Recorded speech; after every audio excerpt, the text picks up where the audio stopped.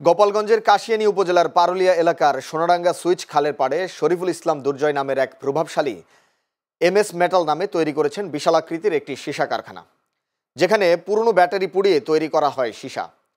বিশালাকৃতির কুণ্ডলি দিয়ে বের হয় কালো ধোঁয়া, যা থেকে অ্যাসিডের ঝাঁঝালো গন্ধ ছড়িয়ে পড়ে এলাকা জুড়ে।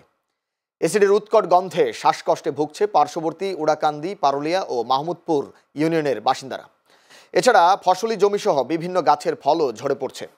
পানিতে ভারী ধাতুর বর্জ্যে বিপর্যস্ত হয়ে পড়েছে এলাকার পরিবেশ ও জনজীবন। স্থানীয়রা বলছেন, কারখানার দূষিত ধোঁয়া ও দুর্গন্ধে সন্ধ্যার পরে জানালা দরজা বন্ধ করে রাখে। এছাড়া আশপাশের খালবিলে পানি বিষাক্ত হওয়ায় বিভিন্ন রোগে আক্রান্ত হচ্ছে স্থানীয়রা। এ অবস্থায় সীসা কারখানাটির বিরুদ্ধে যথাযথ ব্যবস্থা নেওয়ার আশ্বাস দিয়েছে উপজেলা প্রশাসন।